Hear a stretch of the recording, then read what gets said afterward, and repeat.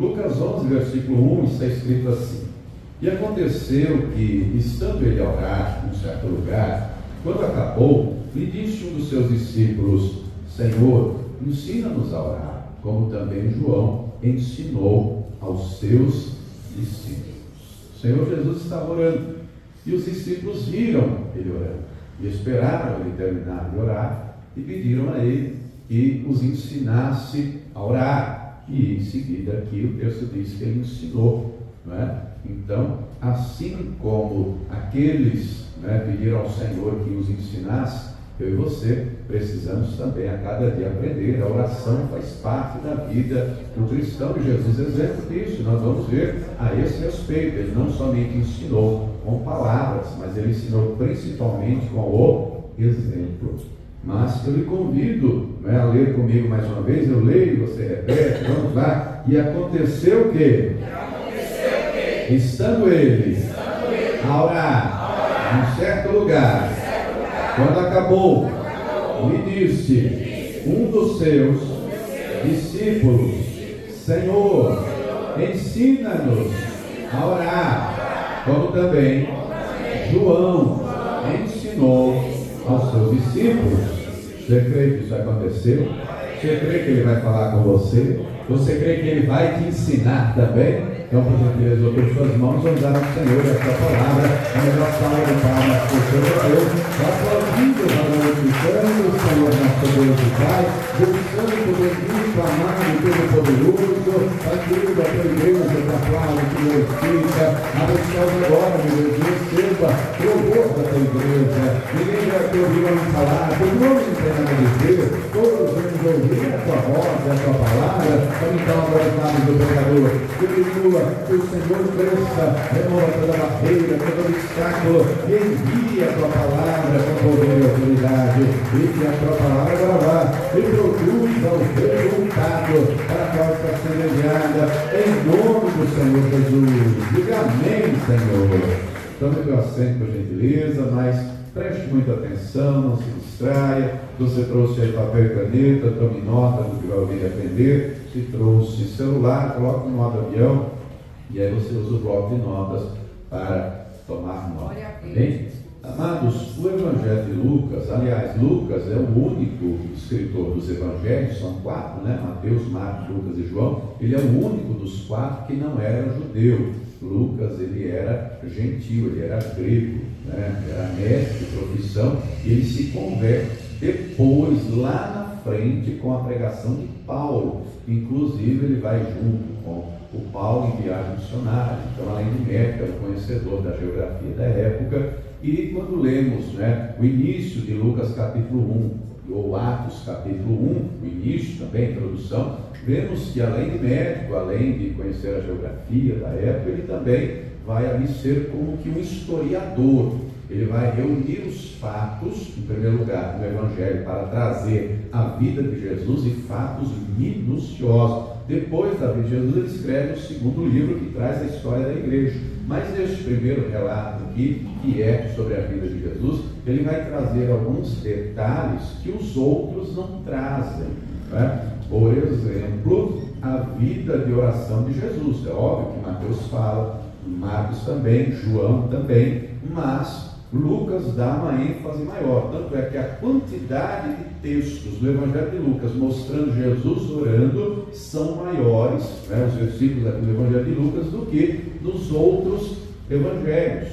E isso não é por acaso. Lucas escreve para os gregos. Então, Jesus, através do Evangelho de Lucas, é o homem perfeito, não só através do de Lucas, mas como ele relata. Porque os gregos buscavam a perfeição no sentido de corpo, no sentido de sabedoria, de filosofia, e Jesus é o próprio Deus, é o Deus vivo, é o Deus Todo-Poderoso. Vemos então Lucas escrevendo de maneira clara a vida de oração do Senhor Jesus desde o início do ministério até a consumação da obra. Desde o início até lá ao final. E Deus colocou no meu coração para trazer justamente estes exemplos aqui de oração do próprio Senhor Jesus, a vida de oração que ele tinha. Não só ensinou com palavras, mas ensinou também com exemplo. Temos outros momentos? Sim, mas eu separei esses aqui, separei 10 momentos. Não é por acaso que está escrito, tudo que está escrito é para nos ensinar, é para nos instruir. Lembre-se sempre que a oração é o combustível que move um cristão, né? Imagine um carro sem combustível, vai andar? O que você acha? Anda em duas situações. Passou o carro sem combustível? Anda em duas circunstâncias somente. A primeira delas é empurrando, e a segunda delas é ladeira abaixo, vai na banguela, aí, né, ladeira abaixo, só soltar o freio de mão que vai-se embora, né? Só que a nossa instrução bíblica não é nem empurrado nem ladeira abaixo. Nós queremos ir para onde? Para cima, para o alto, para a glória. E diga para quem está, ela tem que ter vida de oração, irmão. Tem que ter vida de oração. O povo de Deus é um povo que ora em todos os dias, em todas as circunstâncias. Eu separei aqui esses textos, justamente o próprio Senhor orando. Vejamos então o primeiro exemplo. Vamos percorrer aqui o Evangelho de Lucas. Então vá comigo lá no capítulo 3, versículo 21. Vejamos aqui o primeiro exemplo, a primeira situação, a primeira circunstância vai ser quando do batismo. Mateus e Marcos falam também do batismo do Senhor, mas Lucas é o único que fala que Jesus está orando. Vejamos então, Lucas capítulo 3, vou ler o 21 e 22, que diz assim: e aconteceu, Lucas 3, 21, e aconteceu que, como todo o povo se batizava, sendo batizado também Jesus, orando ele, o céu se abriu, e o Espírito Santo desceu sobre ele em forma corpórea, como uma pomba, e ouviu-se uma voz do céu que dizia: tu és meu filho amado, em ti me tenho comprazido. Note então que ele estava lá, ele foi batizado, em seguida ele ora, e porque ele orou, o Espírito Santo desceu sobre ele. Porque ele orou, o Pai falou: este é o meu filho amado. Note então que do mesmo jeito que ele orou para a vinda do Espírito Santo, obviamente a igreja de Cristo também orava antes dele subir aos céus. Ele disse: não se ausente de Jerusalém, fique aí até que do alto vocês sejam revestidos de poder. E a igreja, após 10 dias de oração, cumprindo-se o dia de Pentecostes, lá em Atos 1,14, diz que eles oraram, eles perseveravam unanimemente em oração, e o Espírito Santo veio e todos foram cheios. Obviamente isso nos ensina, né? Jesus aqui está começando o ministério, e não tem como, meu irmão, ser cristão, viver na presença de Deus, prosseguir sem ser cheio do Espírito Santo, né? É necessário orar, é necessário pedir. Aliás, o próprio Senhor Jesus vai dizer: se vós, sendo maus, sabeis dar boas dádivas aos vossos filhos, né? Ele utiliza o exemplo: que pai, se o filho pedir um pão, vai dar uma pedra, pedir um peixe, vai dar uma serpente, né? Se sabem dar boas coisas, quanto mais o Pai Celestial dará o Espírito Santo aos que lhe pedirem. Então nós temos que pedir. Compreenda aqui, né? O que o Senhor nos ensina, é necessário ser cheio do Espírito Santo. É aquele início do ministério, e ele vai, né, viver, compreenda que ele vem em carne e ossos. Ele vem em carne e ossos, mas ele foi cheio do Espírito Santo. Ele foi cheio. Diga para quem está falando: você precisa ser cheio do Espírito Santo. Você precisa, eu preciso, nós precisamos, a igreja precisa. Quando uma igreja cheia do Espírito Santo é uma bênção. Quando não é, só dor de cabeça. Mas vai ser. Quem já é, glória a Deus. Quem não é, diga para quem está falando: nós vamos transbordar em nome de Jesus. Vai ser cheio. No que depender de Deus, vai. Só que nós temos que também querer. Nós temos que orar por isso, pedir isso, para ser cheio do Espírito Santo. É uma bênção. Um povo que anda no Espírito. Agora, o povo que anda na carne, leia a igreja de Corinto. É briga, era contenda, era discórdia, era disputa, era tanta coisa. Uma igreja que é cheia do Espírito Santo é uma bênção, irmão. E nós precisamos ser cheios do Espírito Santo. Então, ele está orando, e porque ele orou, o Espírito desceu. Porque ele orou, né? O Espírito desceu sobre ele na forma corpórea de pombo. Porque ele orou, ouviu-se uma voz do céu. Eu e você precisamos ser cheios do Espírito Santo. Segundo momento, vamos lá comigo em Lucas 5, já uma outra situação, já uma outra circunstância. Lucas 5, eu vou ler os versículos 15 e 16. Lembra que Lucas vai detalhar que Jesus entra na tentação cheio do Espírito Santo. O Espírito Santo o conduz ao deserto, ele sai na virtude do Espírito, ele vai na sinagoga de Nazaré, ele vai ler lá Isaías 61, e ele vai dizer: eis que o Espírito do Senhor está sobre mim e ungiu. É só Lucas que diz isso, o João não diz, o Marcos não diz, O Mateus não diz, né? Hoje se cumpriu essa palavra aos vossos ouvidos. E aí ele começa a pregar, a ensinar, a operar maravilhas. E olha o que diz aqui, Lucas 5,15. Porém a sua fama se propagava ainda mais, e ajuntava-se muita gente para o ouvir e para ser por ele curado das suas enfermidades.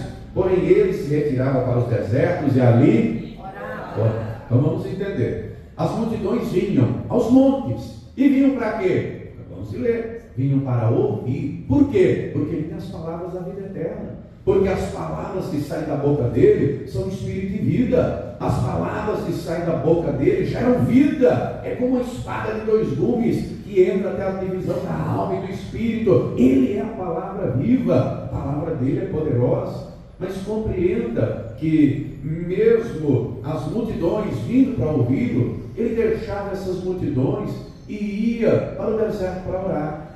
E aí não é necessário compreender que pregador não quer multidões ouvindo? Que pregador não quer? Não é? Todo pregador quer multidões e multidões para ouvir o Evangelho. Porque o Evangelho é o poder de Deus para a salvação de todo aquele que crê. Por que Jesus então deixava lá essas multidões e ia para o deserto orar? Aqui ele está deixando claro, amados, porque mesmo não é, no sucesso, no sentido de multidões ouvindo e pregando, ele não negligenciava o tempo com Deus. Compreenda você que o Senhor nos chama primeiro para estar com Ele. Tempo com Deus, vida com Deus, precede serviço para Deus. Vida com Deus primeiro, serviço depois, né? Ter tempo com Deus primeiro. Evangelização, pregação, serviço, qualquer outra coisa é depois, é consequência disso. Meu irmão, tem gente aí que anda, né, pregando, servindo, fazendo, e anda enfadado, pesado, cansado, que não tem vida com Deus, não tem tempo para Deus, não dá prioridade para Deus. Note que o Senhor Jesus vai ter momentos que o Evangelho vai dizer que ele tinha tempo nem para comer, mas para orar tinha. Para orar, porque a oração era prioridade. A oração era prioridade. E há momentos, né, que ele ia aqui para o deserto e orava, e em muitos momentos vemos ele orando e orando sozinho. Ele mesmo vai dizer, né, lá em Mateus 6,6, mas tu quando orares, entra no teu aposento, no teu quarto, fecha a tua porta. Tempo com Deus, temos que orar como igreja, claro, temos que orar. Atos 4,31 diz, quando a igreja lá de Atos orava, reunida, né, prega até tremia. Temos que orar junto, temos que orar junto, temos que orar uns pelos outros, temos, daqui a pouco vou falar a esse respeito, mas temos que orar também, individualmente, particularmente, ter tempo com Deus, devocional. Jesus tinha tempo para o Pai, ele tinha tempo de qualidade para a oração. Olhe você para a sua vida e pense você, quanto tempo você gasta, não é? Quanto tempo você dedica, quanto tempo você se empenha na oração. E eu não estou falando do horário do culto não, meu irmão. No horário do culto não, estou falando na sua casa, no seu dia a dia, né? Quem não tem tempo para Deus vive perdendo tempo.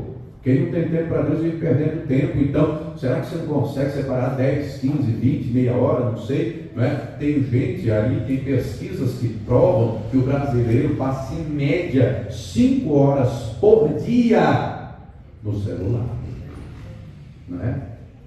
Então, Jesus aqui está ensinando de maneira clara, temos que ter tempo de qualidade com o Senhor, ter prazer nele, na presença dele. Uma pessoa que não ora, não tem nada de orar, quando ora 2, 3, 4, 5 minutos, acabou o assunto, não tem mais o que falar. Ao passo que uma pessoa que tem vida de oração tem deleite na presença de Deus, se agrada, e a hora passa, não vê nem a hora passar.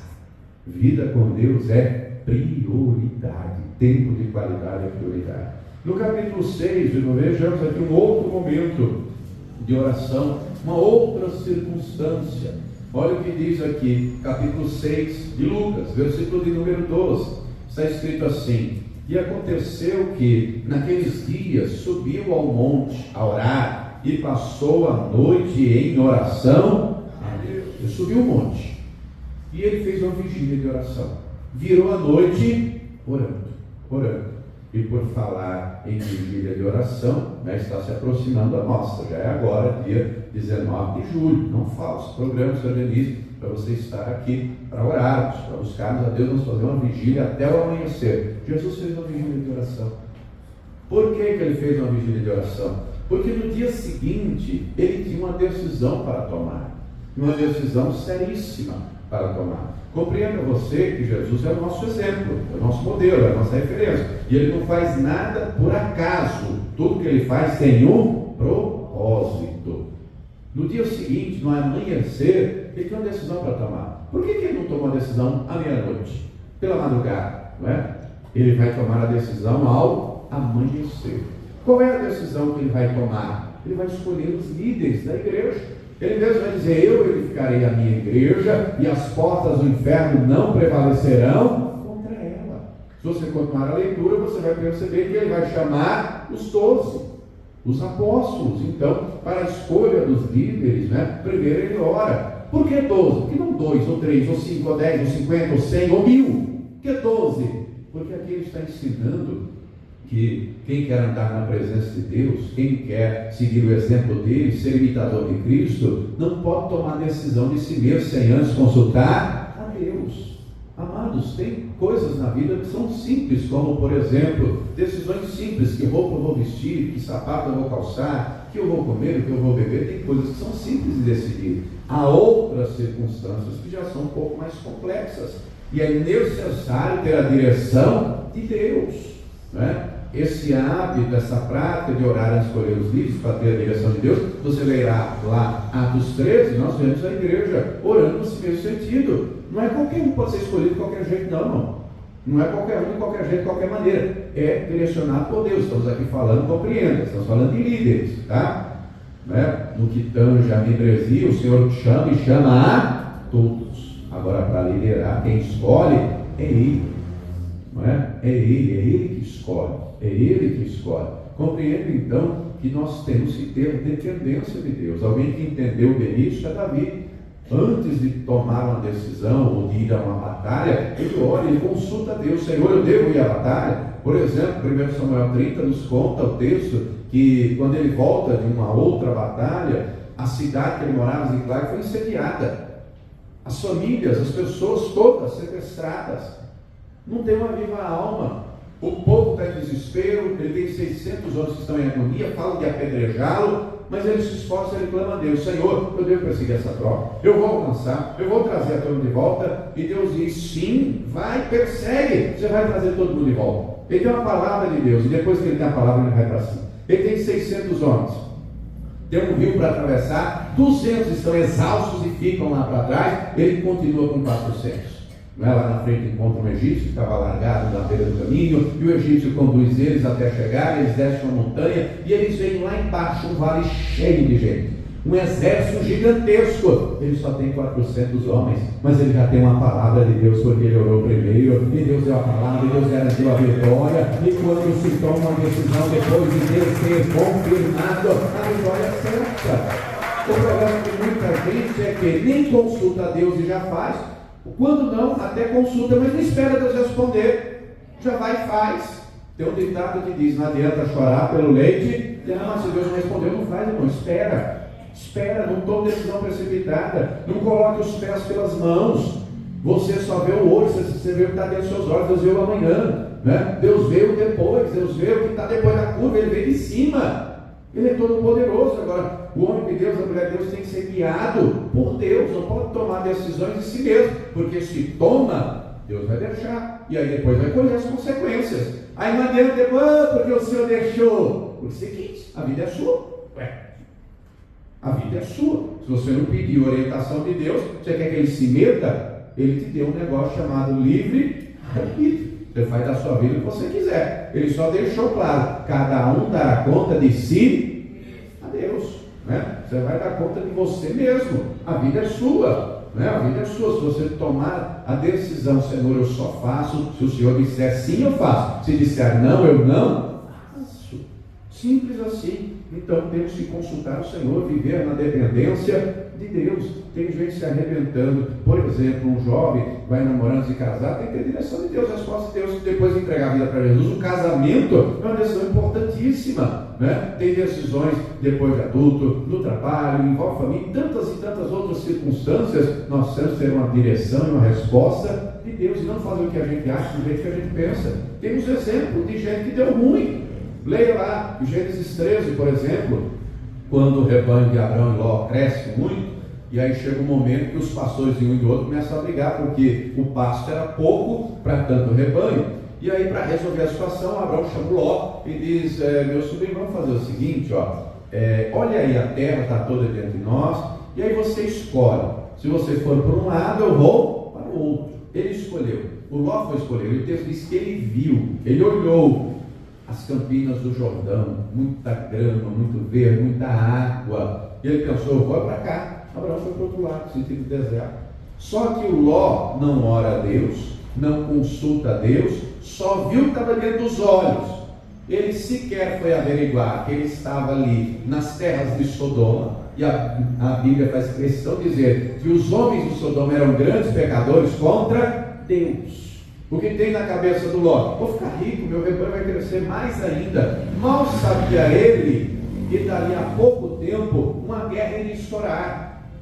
O rei, que era o credor dos impostos, iria vir, iria fazer guerra contra Sodoma, e ele estava no meio do caminho. Resumo da ópera: ele, a família dele, foi levada cativa, perdeu o patrimônio.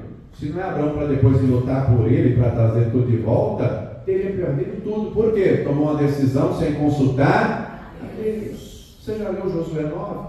Josué, o texto faz questão de dizer que deu a palavra para os gibeonitas antes de consultar a Deus, sem consultar a Deus.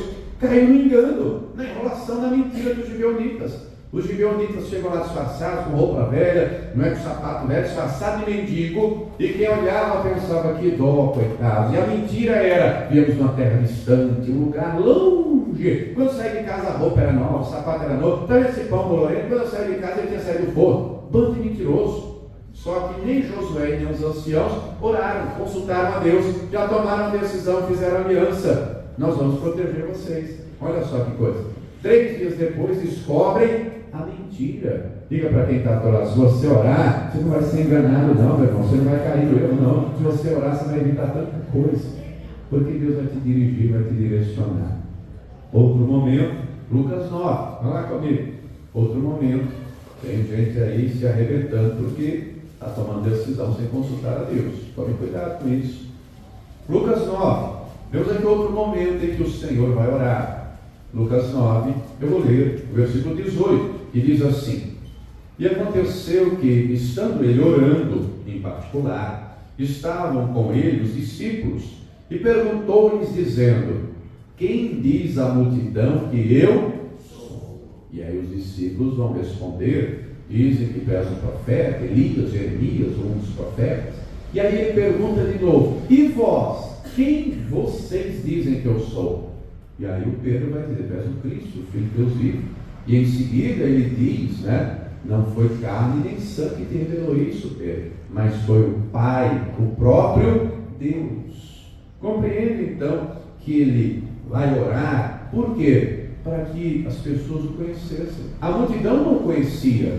O que a multidão dizia? Ele era quem? Ele era um profeta, não é? Elias, Jeremias. Agora, porque ele orou, o Pai revelou quem ele era para o Pedro.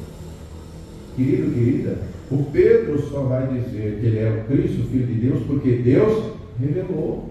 Compreenda você que nós precisamos conhecer Jesus, não só de ouvir falar, mas saber quem ele é. Há quem diga aí, mundo afora, que ele só foi um profeta. Os muçulmanos dizem que ele foi mais um profeta, Há quem diga aí, várias religiões do nosso país falam bem de Jesus, nesse sentido, no outro sentido. O Espiritismo diz que é um espírito evoluído e tal. Jesus é o Filho de Deus, Jesus é o próprio Deus, é o Deus vivo, é Senhor, é Salvador, é Libertador. Nós temos que conhecê-lo, e não conhecê-lo só de ouvir falar, mas de andar junto, de estar com Ele. Quem está entendendo, diga glória a Deus.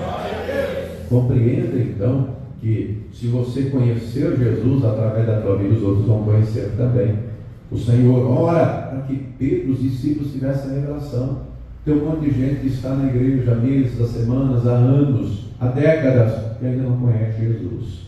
Querido, querida, temos que orar para que o Senhor se revele, não somente aos outros, mas em primeiro lugar a nós. Diga para quem está ao teu lado: você tem que conhecer Jesus, você tem que conhecer, você tem que conhecer. compreenda também, pegando o gancho aqui da circunstância, compreenda que, nesse sentido do que a pergunta do que os outros falam, encontramos gente no Evangelho como sacerdotes, fariseus, escribas, falando que Jesus tinha demônio, que ele era um beberrão, que ele era um samaritano. Você já leu isso no Evangelho? Ou seja, encontramos gente falando mal dele, e ele era perfeito, e ele nunca pecou.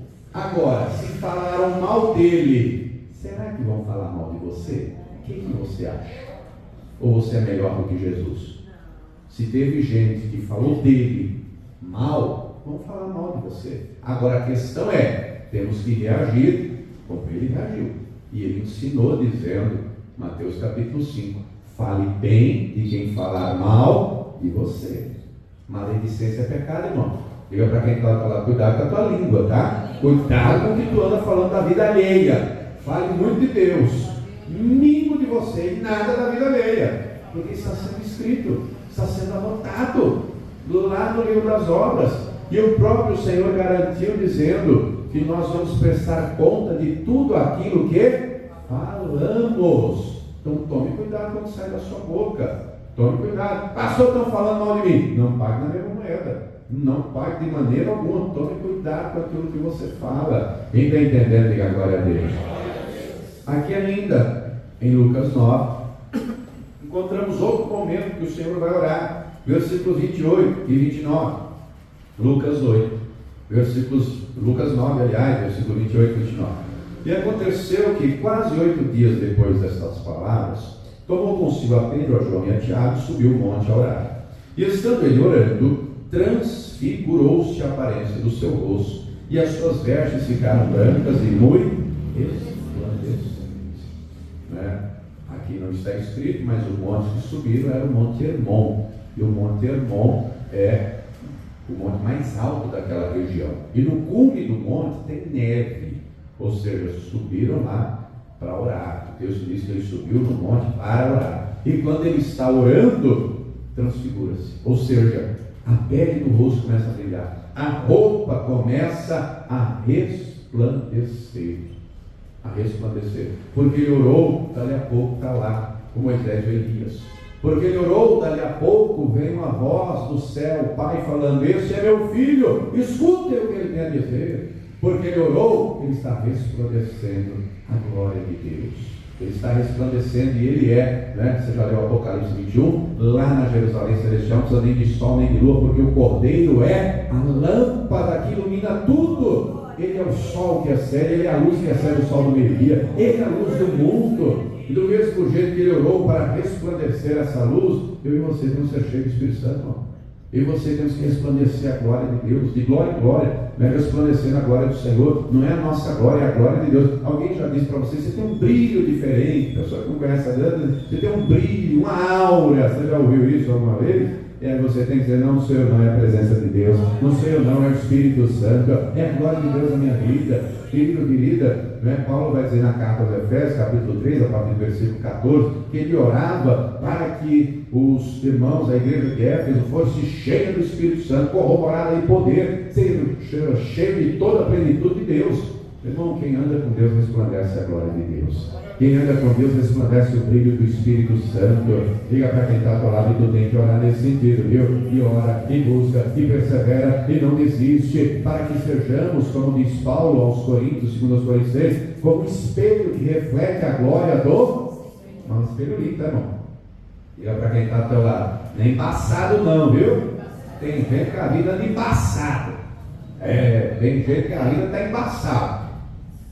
Hebreus 12 está escrito que nós não devemos nos embaraçar com as coisas dessa vida. Somos cercados por uma grande nuvem de testemunhas. Tem gente que anda aí como um espelho. Sabe aquele dia frio, esses dias frios, né? Você toma banho no chuveiro quente, se você tem lá um espelho, não fica meio embaçado? Tem gente que a vida está desse jeito, está embaçado o negócio. O espelho tem que estar limpo, né? Nós temos que refletir como um espelho limpo a glória do Senhor. Amém ou não amém?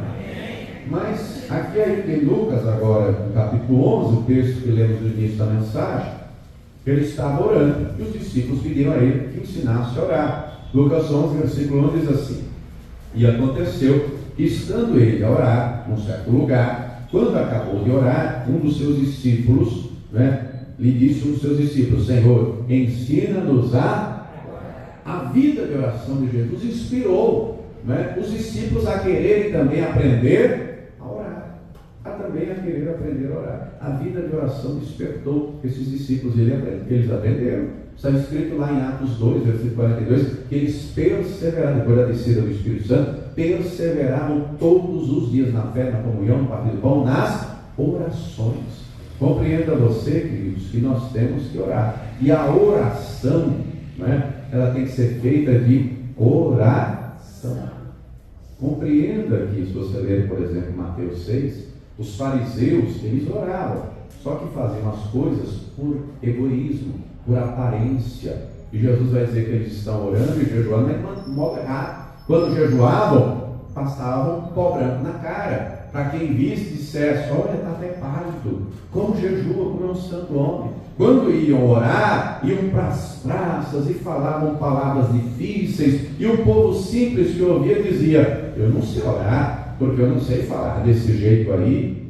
E eles repetiam, e Jesus deixa claro: quando você for jejuar, lava o rosto, ninguém precisa saber que você está jejuando. Quando você for orar, não faça como os hipócritas, não use de vãs repetições. Lembrando que aqui, se você ler a continuação do capítulo 11, eles pediram para Jesus ensinar, e Jesus ensinou.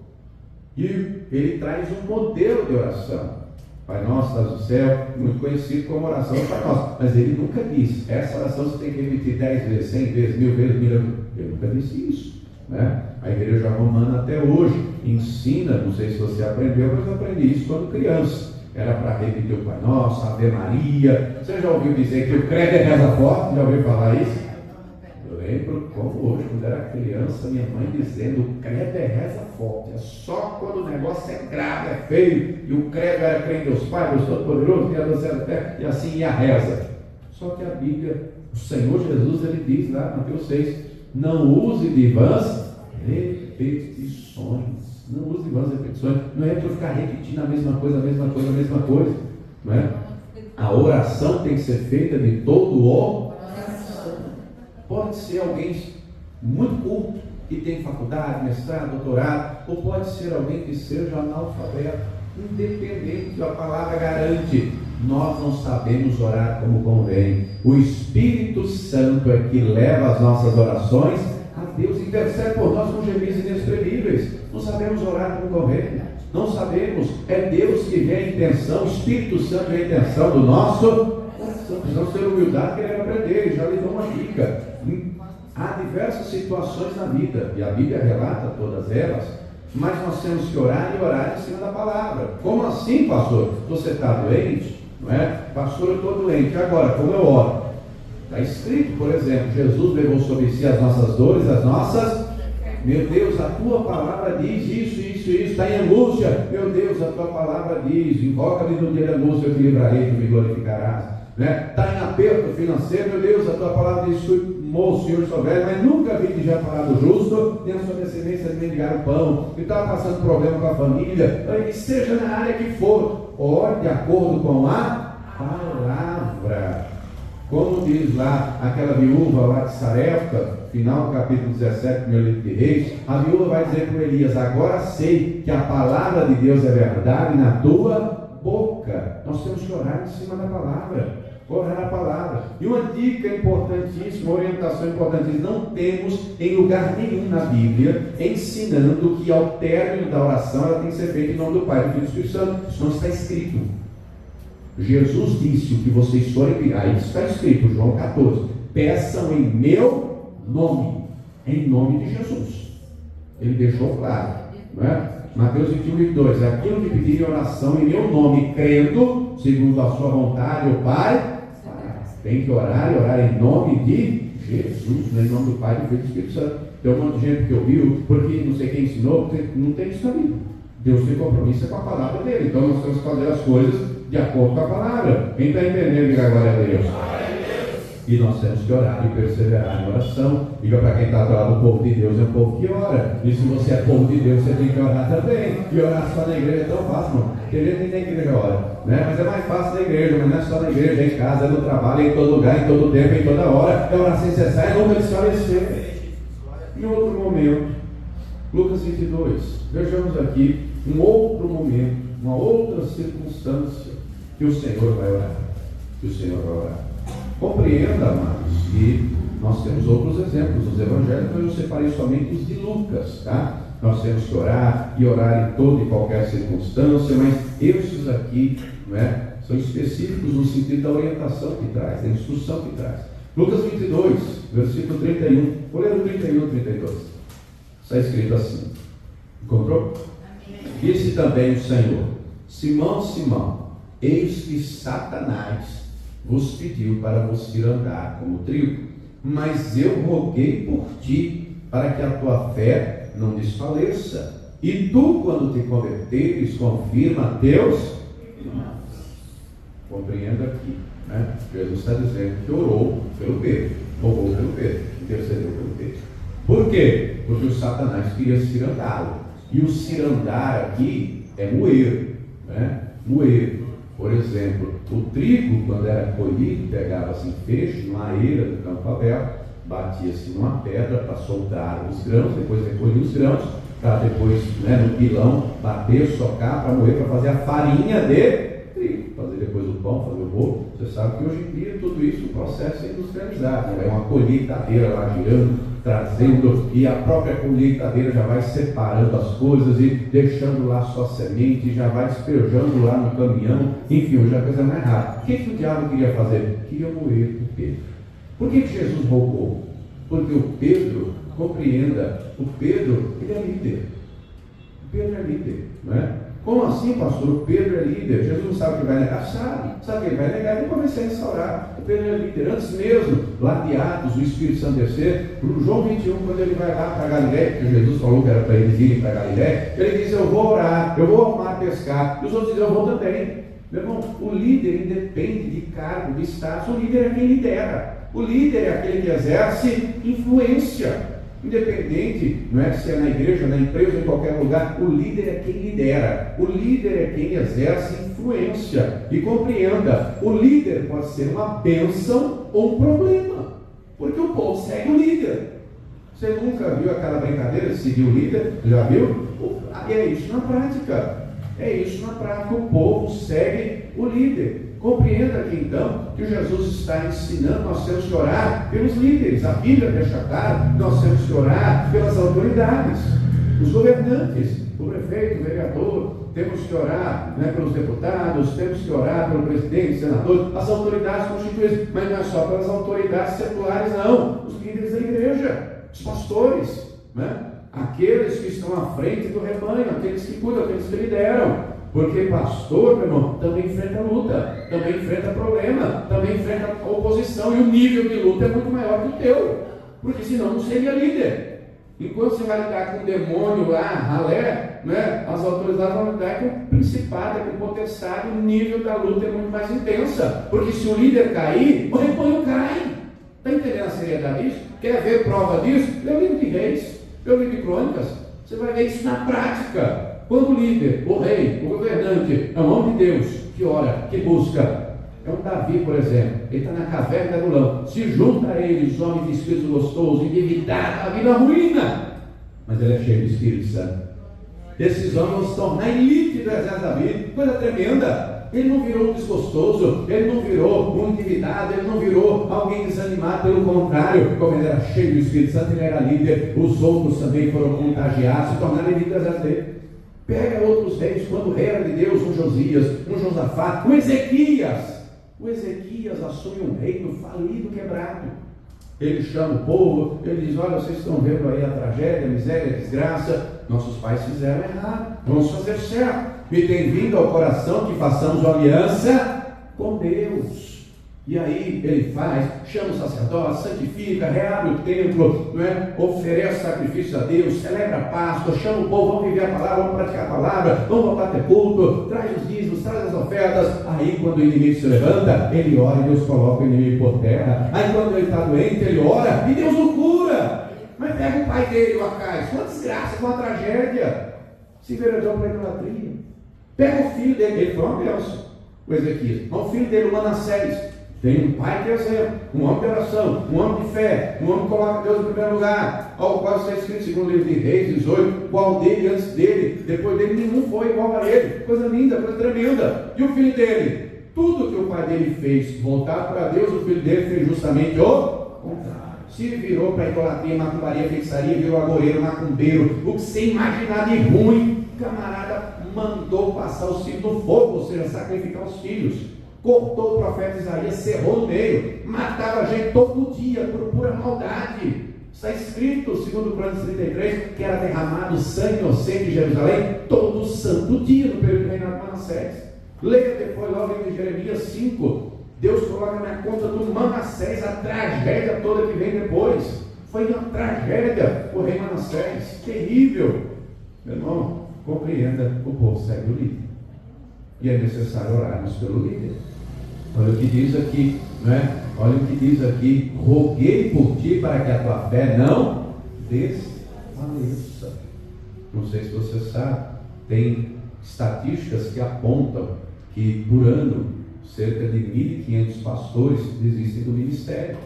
Porque não é fácil, não. Você acha que a vida de pastor é fácil? Não é, não. Não é moleza, não. É chumbo grosso. É chumbo grossíssimo. Se não estiver preparado, desiste. Porque, né, o pastor é o mais cobrado, é o mais apontado, né? Tudo, não é o pastor. Tem muita gente que não ajuda em nada, mas só aponta. Em vez de orar, ore pela minha vida. Ore pelo pastor Neilton Rocha, que é o superintendente desse ministério. Ore pelo pastor João Henrique, que é o fundador desse ministério.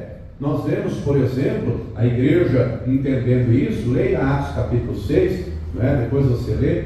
Houve lá uma contenda por comida. Tem gente que é crente, mas o estômago não é não. Tem uma turma aí que é só Jesus, viu? O estômago não é convertido não. Por comida, briga, sai no tapa. Eu sei do que eu estou falando. E aí a igreja começou a ter uma discórdia por causa da distribuição de alimento. As viúvas gregas começaram a dizer: olha, as judias estão recebendo, devem estar recebendo. E aí foram levar a circunstância para os apóstolos. E eles vão dizer o seguinte: não é razoável que deixemos o ministério para servir as mesas. Era algo importantíssimo, eles mesmos faziam, porque aprenderam com quem? Com Jesus. Jesus disse: eu não vim para ser servido, mas para servir. Eles aprenderam isso. E aí eles vão dizer: olha, vamos fazer o seguinte, vocês escolham aí 7 homens entre vocês, não é qualquer um de qualquer jeito não. Tem que ser cheio do Espírito Santo, tem que ter sabedoria e tal. E aí está escrito Atos 6,4: mas nós nos dedicaremos à oração, perseveraremos na oração e no ministério da palavra. Por que não ministração da palavra primeiro? Por que não a pregação primeiro e a oração depois? Você acha que isso está escrito por acaso? Claro que não. No Evangelho você não vai ver ninguém pedindo para Jesus: Senhor, me ensina a pregar. Nós lemos há pouco e falamos: Senhor, ensina-nos a orar. Ao quê? Orar. Ao quê? Orar. A orar. Sem oração não tem poder, irmão. Mas não é só o pastor que tem que orar, porque Jesus era perfeito. Mas tem gente de coração duro. Compreenda que o pastor tem que orar, mas a igreja tem que orar: Senhor, enche o pastor com o teu poder, enche, meu Deus, com a tua palavra, coloca nele palavras sábias, temperadas com sal, palavras com um prego que vão entrar para fixar no coração, palavras com uma espada. A oração tem que ter poder. Se não tem oração, não tem poder na pregação. E gente morta vai ter pregação morta e vai matar os outros. Quem está vivo vai ter palavra viva. Pastor, tem que orar? Tem, eu oro. Ore você também para a minha vida, para Deus me usar, para Deus me encher. Quem está entendendo, diga glória a Deus. Oração primeiro, pregação depois. Nós vemos Paulo, eu quero ler essa com você. Vá lá comigo em Efésios 6. Efésios 6. O versículo 10, eu vou ler a partir do 18. Mas no 10 ele já começa dizendo: no demais, irmãos meus, fortaleceis no Senhor, na força do seu poder. E ele vai dizer que é necessário vestir toda a armadura de Deus para resistir no que é mal. E aí ele vai falar que a nossa luta não é contra carne e sangue, é espiritual, a batalha é espiritual. A batalha é espiritual. E aí ele descreve a armadura de Deus. Ele vai falar lá do capacete da salvação, da coraça da justiça, cinturão da verdade, sandálias do evangelho, escudo da fé, espada do Espírito. E depois, versículo 18 agora, você vai entender o contexto. Orando em todo tempo, a oração é a batalha. Orando em todo tempo. Preste atenção aqui antes de continuarmos a leitura. Basicamente o diabo usa duas estratégias contra igrejas. Uma delas é a distorção da pregação. É a distorção da palavra, do que é pregado. E aí ele já contaminou quem? O culto, o pregador, o que leva a mensagem. Temos exemplo bíblico disso, né? De gente, o próprio Jesus falando, leia lá as cartas que ele manda João escrever. Gente lá que vai ensinar a doutrina de Balaão, a doutrina, né, dos Nicolaitas, e vai distorcer o evangelho, vai distorcer a palavra. O diabo não tentou isso com ele? Não tentou? Né? Não está escrito, atira-te daqui abaixo, Deus vai dar ordem aos seus anjos. Então o diabo distorce a aplicação do evangelho, a verdade da palavra. E aí por conta disso, né, se a palavra é distorcida, deturpada, ela não vai produzir resultado para qual foi mandado. Mas, se por esse viés de distorcer a pregação, o diabo não consegue, ele vai trabalhar para matar a vida e oração. Ele vai criar empecilho, ele vai criar, né, barreiras para que a pessoa não ore. Para que a pessoa não ore. E se não ora, vai enfraquecendo. A oração é combustível do cristão. Um carro sem combustível só anda como? Você lembra? Empurrando o... Olha para quem está ao lado e pergunta, não é teu caso não, né? Porque se tiver, o Espírito Santo vai te encher hoje para você se despertar para orar, porque é aqui para a glória. Mas orar não é só na igreja não, é orar em todo tempo, é orar em casa, orar no trabalho. Mas voltando, continuando a leitura. Orando em todo tempo, com toda oração e súplica no Espírito, e vigiando isso com toda perseverança e súplica por todos os santos. Ou seja, orar uns pelos outros. Está escrito que a oração de um justo pode muito vencer os defeitos. E o começo do versículo diz: confessar as vossas culpas uns aos outros.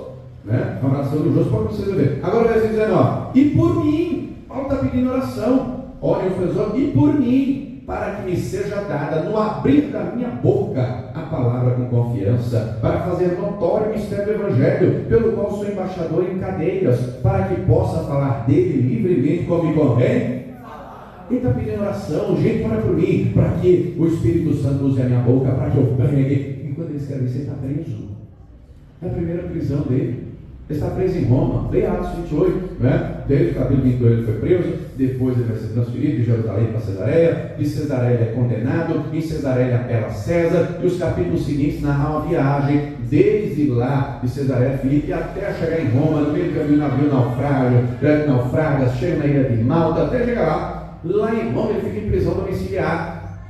Ele fica numa casa, ele não pode sair, mas as pessoas podem visitá-lo. Está lá a guarda pretoriana e ele prega para quem vai na sua casa, ele evangeliza essa guarda, e depois ele vai escrever os da casa de César nos saúda. Quem são os da casa de César? Aqueles guardas que se converteram, aqueles que estavam no palácio, ele estava preso, mas não parava de pregar, e a palavra com ousadia, a palavra com sabedoria, a palavra poderosa. Então ore pela minha vida, ore pelo líder do departamento, mas ore e clame. Vai ver apontado. Tem gente que não ajuda em nada e ainda atrapalha. Não ajuda em nada, só atrapalha. Não sabe o que o outro está passando, em vez de orar e interceder. Compreenda, o líder ou vai ser uma bênção ou vai ser um problema. Porque tal líder, tal os liderados, né? Se for um homem de fé, o povo vai ser de fé. Se for de oração, vai ser de oração. Mas se for um problema, vai gerar problema nos outros. E vai, você já viu o chamado efeito dominó? Você já viu quando montar assim as pecinhas de dominó? Aí você só derruba quantos? Só um. E aí vai. Pois é. Diga para quem está do lado: vamos orar pelo nosso líder, vamos orar pelo nosso pastor. Ore pelas autoridades, mas ore também pelo teu pastor. Mas em outro momento, Lucas ainda 22, agora, a partir do versículo 40, aqui a circunstância muda, aqui já é uma outra situação. Não é? Só voltando aí na parte anterior. Quando eu era membro, quando eu era diácono, eu ficava me perguntando: por que o pastor não faz assim, não faz assado? Se eu fosse pastor, Aí hoje que eu sou pastor, meu irmão, o negócio é mais embaixo, né? Você começa a entender certas coisas, lidar com a autoridade, com o peso da palavra. Opa! Mas vamos voltando. Lucas 22, 42. Jesus está no Getsemane. E apartou-se dele cerca de um tempo de pedra. E pôs-se de joelhos orar, dizendo: Pai, se queres, faça de mim este cálice. Todavia, não se faça a minha vontade, mas a tua. E apareceu-lhe um anjo do Senhor que o confortava. E pôs-se em agonia e orava mais intensamente. E o seu suor tornou-se em grandes gotas de sangue e correu até o chão. Ele está no Getsemane. E aqui vai ser a batalha mais dura que ele vai trabalhar, né? Está escrito que ele estava em agonia. No texto de Mateus, que relata esse momento, vai dizer que a alma dele está triste até a morte. É um momento dolorido. Por quê? Porque ele sabe que ele tem que tomar um cálice. Cálice esse que só ele, unicamente, exclusivamente, poderia beber. Só ele poderia. Compreenda, né, que eu, nem você, nenhum homem a não ser o próprio Senhor poderia beber esse cálice. Que cálice? O cálice da ira de Deus. O cálice da ira de Deus. Sabe por quê? Porque o Senhor vai levar sobre si os nossos pecados de toda a humanidade. O cálice amargo, o cálice intragável. Ele sabe pelo que vai passar. Ele sabe pelo que vai passar. Mas ele ora, né? Deixando claro: não seja feita a minha vontade, mas a tua. Isaías 53 estava profetizado que a Deus agradou morrer. Ele ora e ora intensamente. Ele ora e ele se põe de joelhos, né? Isso não é comum. A maioria das vezes ele olha, de olhos abertos, olhando para o céu, levantando as mãos. Mas o momento aqui é delicado. O momento aqui é tenso. O momento aqui é terrível. Ele ora e um anjo vem para confortá-lo. Ele suplica, ele geme, ele chora, ele exala gotas de sangue, porque ele sabe o que ele vai passar. Ele sabe, né? A vontade de Deus, meu irmão, compreende, é boa, é perfeita e é agradável. E ele passou. Compreenda que quando termina esses 3 turnos de oração, e o texto deixa claro de Mateus, que ele orou 3 vezes, 3 horas. Quando ele se levanta, ele vai dizer para os discípulos que estavam dormindo: vigiai e orai para que não entreis em tentação. A carne é fraca, mas o espírito está pronto, mas a carne é fraca. Ele se levanta vitorioso, ele se levanta decidido, ele se levanta cheio de poder, ele se levanta e diz: o traidor está chegando, vamos lá, o traidor está chegando. Quando chega Judas com o pelotão e perguntam quem é Jesus, ele diz: eu. Todo mundo cai por terra. E ele se deixa prender, e prender ele, amarram ele com algemas, com correntes, e ele está firme que nem uma rocha. Vão bater na cara dele, ele não abre a boca. Vão espancá-lo, ele não fala nada. Vão açoitá-lo, retalhá-lo, ele não abre. Ele já venceu a batalha na oração. Ele já venceu a batalha. Ele vai até a cruz. Ele não reclama, ele não murmura. Quando ele está na via dolorosa, as mulheres choram. E ele diz: não chora por mim, não. Chora por vocês. Chora pelos filhos de vocês. Ele sabe o que vai acontecer dali a algumas décadas, quando Jerusalém vai ser destruída, né? Ele já venceu lá no Getsemane. Do momento que ele é preso até lá, não vemos Jesus reclamando de jeito algum, porque ele já venceu. Quem está entendendo agora mesmo? Compreenda então que tem situações da vida que nós temos que orar para Deus nos fortalecer. Tem momentos de angústia na vida, tem momentos de aflição. Tem momentos que você vai dizer: meu Deus, eu não aguento mais. E Deus vai dar força, você aguenta. E você vai passar. E o que é para você passar, eu não vou passar. E o que é para eu passar, você não vai passar. Haverão momentos de adversidade. Haverão momentos de aflição. Você vai pedir: Senhor, muda isso. Mas isso tem coisa que Deus não vai fazer. E é necessário ter um coração disposto para dizer: seja feita a tua vontade. Jó, entendendo isso, deixa claro: Deus deu, Deus tomou. Bendito seja. Não. É fácil falar quando está tudo bem, o difícil é na hora. O difícil é na hora. O difícil é na hora da doença, do problema, da adversidade. Ah, meu Deus, eu sou isso, eu faço aquilo, eu sou dizimista, eu sou não sei o quê, eu sou não sei o quê. E muitos não conseguem entender e discernir a vontade de Deus. Meu irmão, nós temos que nos submeter à vontade de Deus. Jesus se submeteu, então ele vence. Dali por diante, ele não reclama, ele não abre a boca, ele não reclama nada. Vão bater, vão espancar, vão retalhar. Ele já venceu no Getsemane. Mataram ele, mas ele permaneceu morto. Declara comigo: ao terceiro dia ele ressuscitou, ele matou a morte, ele venceu a morte, ele tem a chave do inferno, ele ressuscita glorioso. Lucas 23, na cruz, Lucas 23, versículo 34. Chegou lá ao Gólgota, chegou lá na cruz. Lucas 23, 34 diz assim: e dizia Jesus: Pai, perdoa-lhes, porque não sabem o que. Vamos entender aqui a circunstância. Jesus foi crucificado entre dois ladrões, um à direita e outro à esquerda.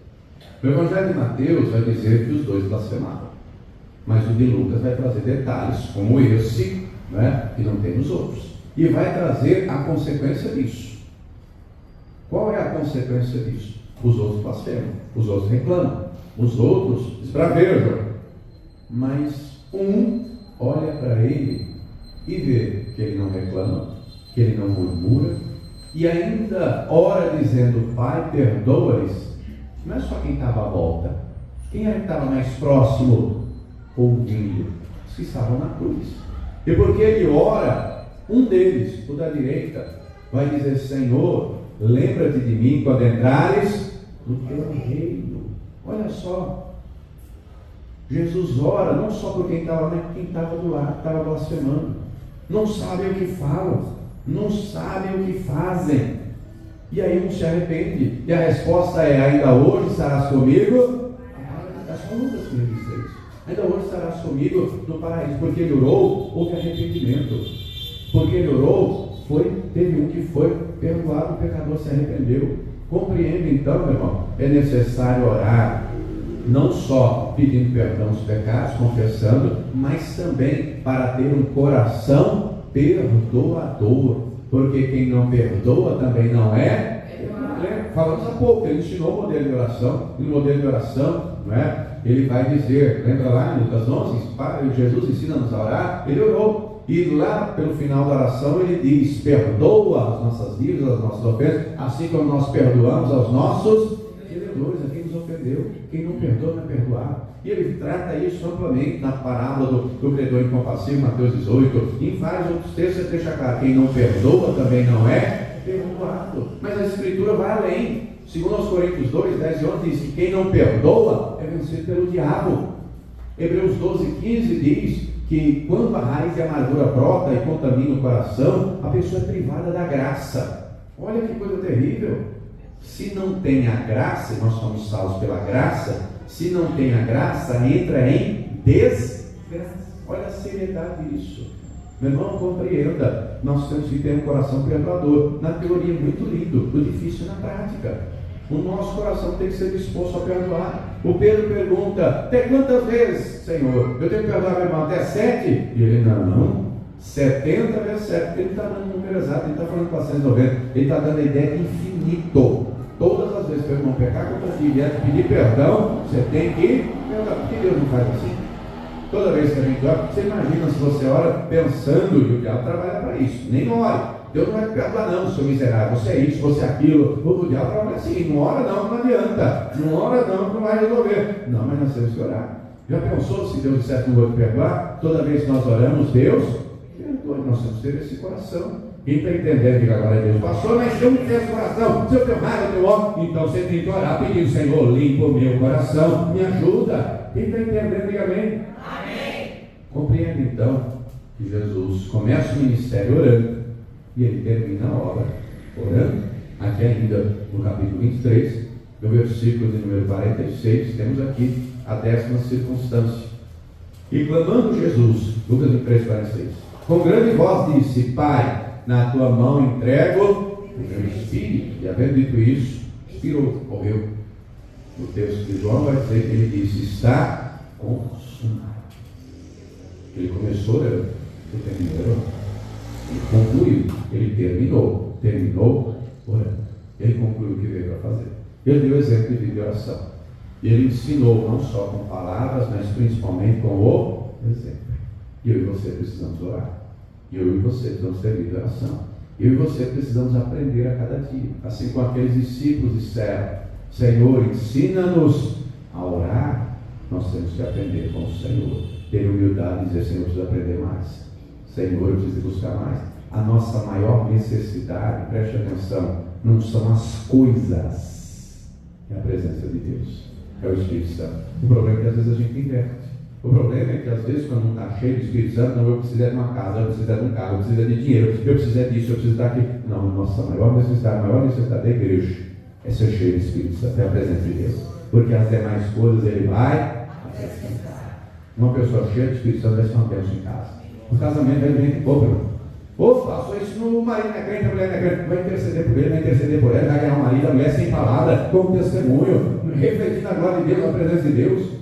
Quem é cheio do Espírito Santo no trabalho vai ser uma bênção, vai trabalhar com alegria, não vai acordar pela manhã, né? Vai fazer que nem um salmista, acordar de manhã e agradecer, glorificar a Deus e dizer: pela manhã eu orei, busquei, o Senhor me respondeu, coisa tremenda. Não vai trabalhar resmungando, murmurando, fazendo de qualquer jeito. Quem é cheio do Espírito Santo vai trabalhar e vai fazer bem feito, porque a palavra está aqui dentro e vai fazer toda a oração. Então a nossa maior necessidade é orar e pedir: Senhor, me enche, Senhor, me reveste, Senhor, me ensina, eu quero mais da tua presença. Quem está entendendo, diga glória a Deus.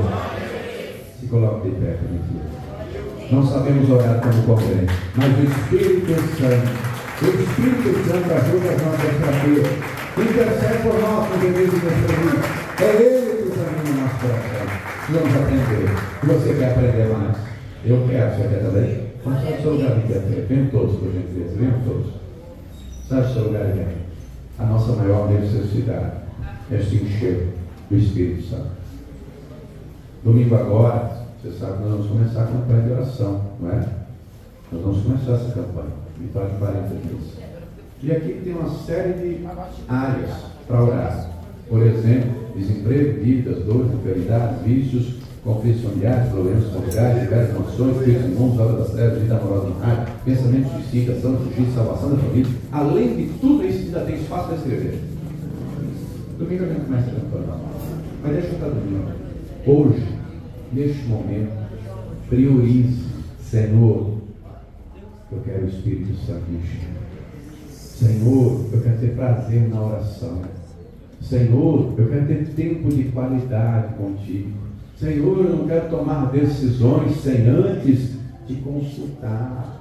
Senhor, me ensina, né, a orar. Me ensina a orar também pelo pastor, pelas autoridades constituídas.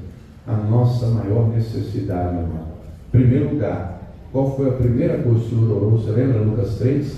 Ele orou e o Espírito Santo veio sobre ele. A nossa maior necessidade é ser cheio do Espírito Santo. Porque sendo cheio, ele vai nos ensinando, ele vai nos instruindo. As demais coisas vão sendo acrescentadas. Antes de orar, tem alguém aqui em nosso meio que nunca levantou a mão para receber ao Senhor Jesus como Senhor e Salvador? Assista hoje, assista agora. Todos já receberam. Tem alguém afastado e quer se reconciliar? Todos já estão na presença dele? Então nós vamos orar. Você já reparou que aqui na Paz e Vida a gente dá um incentivo, né? Ajuda um pouquinho. Por isso sempre dizemos: ora assim comigo. Você já reparou? É só para ensinar um pouquinho, para instruir, né? Para dar ali um empurrãozinho. Mas depois é você e Deus. Depois é você e Deus, né? Que não podemos ser crentes 6 horas. Pede para os outros orar, mas a própria pessoa não ora, né? Lá no Getsemane, Jesus disse: orai por mim. Ele pediu para os discípulos orar. Os discípulos estavam lá, morrendo de sono, desfalecendo. Nós temos que orar. Nós temos que orar. Então, feche os teus olhos.